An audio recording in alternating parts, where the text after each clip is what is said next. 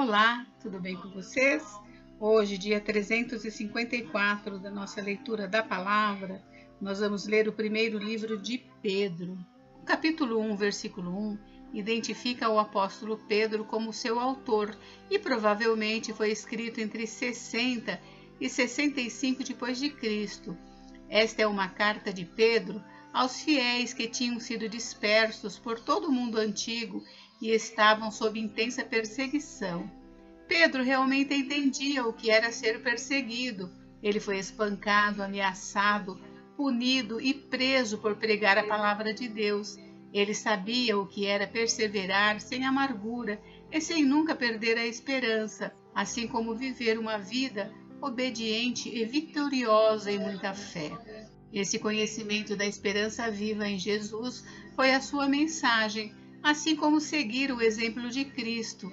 Embora este tempo de perseguição tenha sido muito violento, Pedro revela que era, na verdade, um tempo de regozijo. Ele diz que sofrer pelo amor de Cristo, assim como seu Salvador sofreu por eles, deve ser encarado como um privilégio.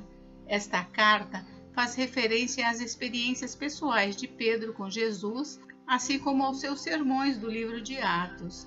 Pedro confirma que Satanás é o grande inimigo de todos os cristãos, mas que a garantia do retorno futuro de Cristo fornece o incentivo de esperança. A familiaridade de Pedro com a lei e os profetas do Antigo Testamento permitiu-lhe explicar várias passagens do Antigo Testamento à luz da vida e obra do Messias, Jesus Cristo. Em 1 Pedro 1,16, ele cita Levítico 11,44, sejam santos, porque eu sou santo. Entretanto, ele começa com uma explicação de que a santidade não é alcançada pela observância da lei, mas pela graça concedida a todos os que creem em Cristo. Além disso, Pedro explica a referência à pedra angular de Isaías 28,16 e Salmo 118,22 como sendo Cristo, o qual foi rejeitado pelos judeus através de sua desobediência e incredulidade. Referências adicionais do Antigo Testamento incluem Cristo sem pecado e admoestações para uma vida santa através do poder de Deus que produz bênçãos. A certeza da vida eterna é dada a todos os cristãos. Uma forma de identificar-se com Cristo é compartilhar de seu sofrimento. Para nós, isso significaria suportar os insultos e calúnias daqueles que nos chamam de conservadores ou santinhos, e isso é tão insignificante comparado ao que Cristo sofreu por nós na cruz, não é mesmo? Permaneça firme sobre o que você sabe e crê ser o certo, e alegre-se quando o mundo e Satanás tentam te machucar. Bem, vamos à leitura? Capítulo 1. Prefácio e saudação.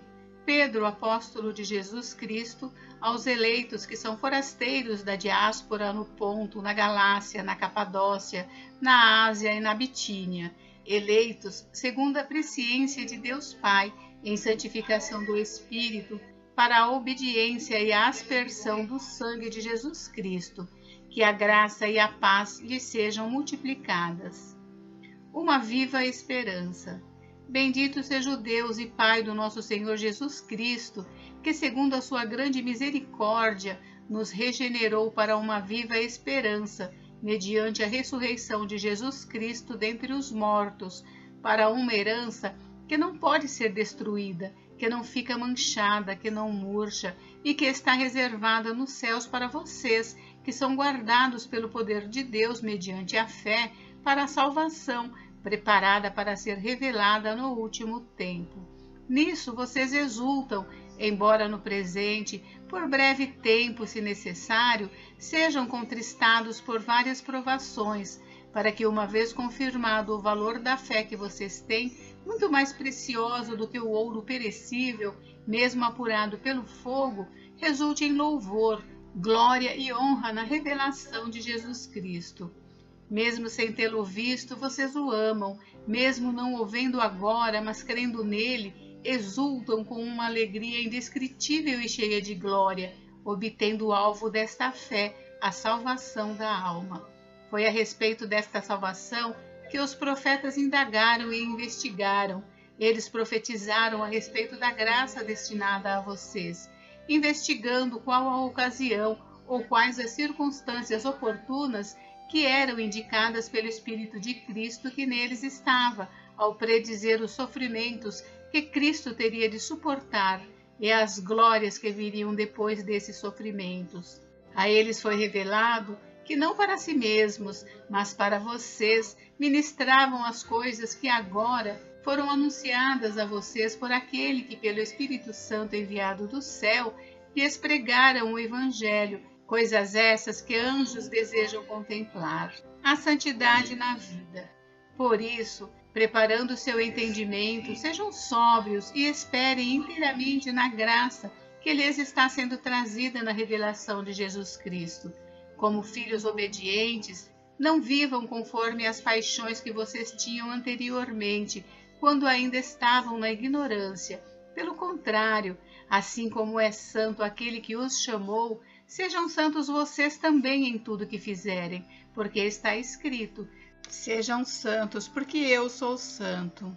E se vocês invocam como Pai aquele que sem parcialidade julga segundo as obras de cada um, vivam em temor o tempo da peregrinação de vocês, sabendo que não foi mediante coisas perecíveis como prata ou ouro que vocês foram resgatados da vida inútil que seus pais lhes legaram, mas pelo precioso sangue de Cristo, como de um cordeiro sem defeito e sem mácula. Ele foi conhecido antes da fundação do mundo, mas foi manifestado nestes últimos tempos em favor de vocês. Por meio dele, vocês creem em Deus, o qual o ressuscitou dentre os mortos e lhe deu glória, para que a fé e a esperança de vocês estejam em Deus. Tendo purificado a alma pela obediência à verdade e com vistas ao amor fraternal não fingido, amem intensamente uns aos outros, de coração puro, porque vocês foram regenerados não de semente corruptível, mas de semente incorruptível, mediante a palavra de Deus, a qual vive e é permanente, porque toda a humanidade é como a erva do campo, e toda a sua glória é como a flor da erva. A erva seca e a flor cai, mas a palavra do Senhor permanece para sempre. Esta palavra é o Evangelho que foi anunciado a vocês.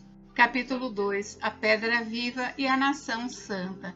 Portanto, abandonem toda maldade, todo engano, hipocrisia e inveja, bem como todo tipo de maledicência. Como crianças recém-nascidas, desejem o genuíno leite espiritual, para que por ele lhes seja dado crescimento para a salvação, se é que vocês já têm a experiência de que o Senhor é bondoso. Chegando-se a ele, a pedra que vive, rejeitada sim pelos homens, mas para com Deus eleita e preciosa. Também vocês, como pedras que vivem, são edificados casa espiritual para serem sacerdócio santo, a fim de oferecerem sacrifícios espirituais agradáveis a Deus por meio de Jesus Cristo. Pois isso está na Escritura: eis que ponho em Sião uma pedra angular, eleita e preciosa, e quem nela crer não será envergonhado. Portanto, para vocês, os que creem, esta pedra é preciosa, mas para os descrentes, a pedra que os construtores rejeitaram, essa veio a ser a pedra angular. E pedra de tropeço e rocha de ofensa são estes os que tropeçam na palavra, sendo desobedientes, para o que também foram destinados. Vocês, porém, são geração eleita, sacerdócio real, nação santa, povo de propriedade exclusiva de Deus, a fim de proclamar as virtudes daquele que os chamou das trevas para a sua maravilhosa luz. Antes vocês nem eram povo, mas agora são povo de Deus. Antes não tinham alcançado misericórdia, mas agora alcançaram misericórdia. A vida cristã exemplar.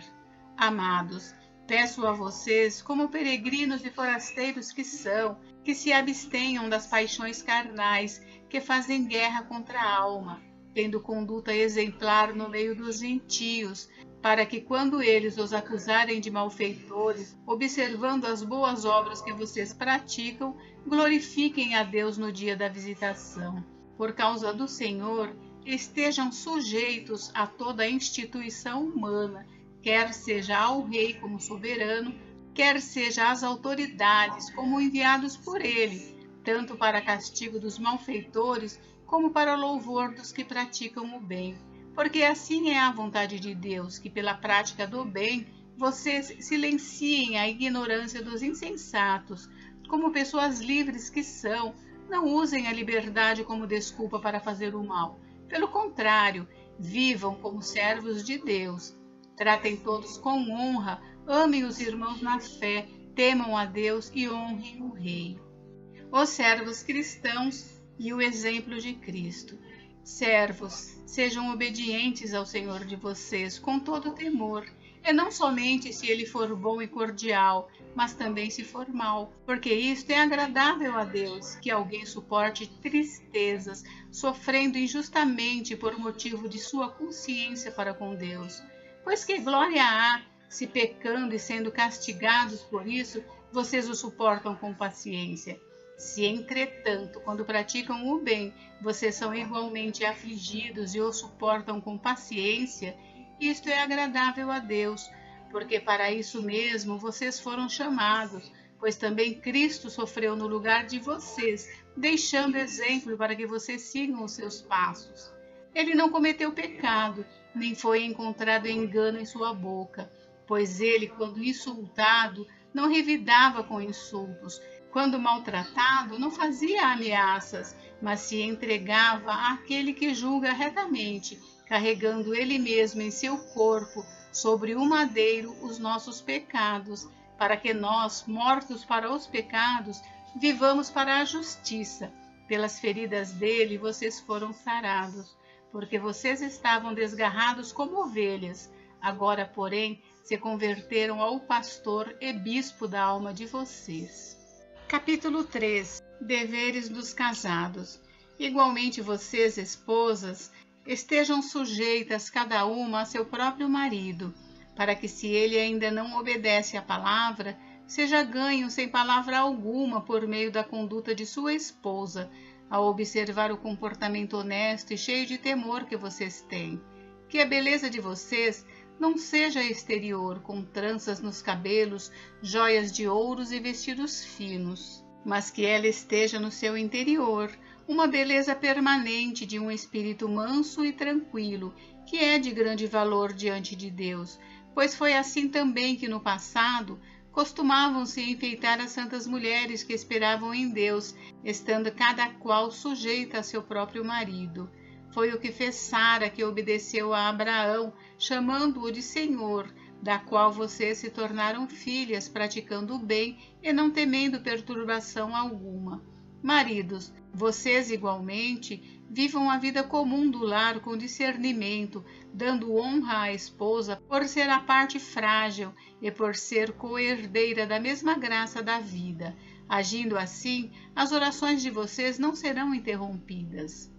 O amor fraternal.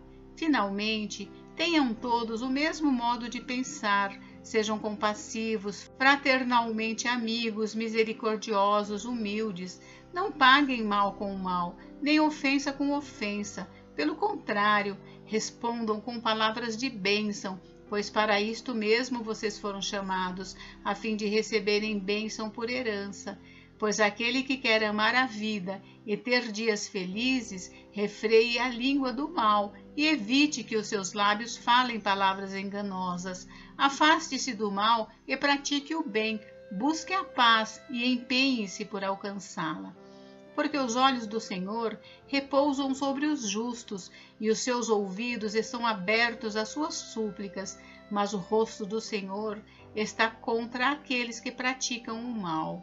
Sofrendo como seguidores de Cristo. Ora, quem há de maltratá-los se vocês forem zelosos na prática do bem? Mas mesmo que venham a sofrer por causa da justiça, vocês são bem-aventurados. Não tenham medo das ameaças, nem fiquem angustiados. Pelo contrário, santifiquem a Cristo como Senhor no seu coração estando sempre preparados para responder a todo aquele que pedir razão da esperança que vocês têm. Mas façam isso com mansidão e temor, com boa consciência, de modo que naquilo em que falam mal de vocês fiquem envergonhados esses que difamam a boa conduta que vocês têm em Cristo.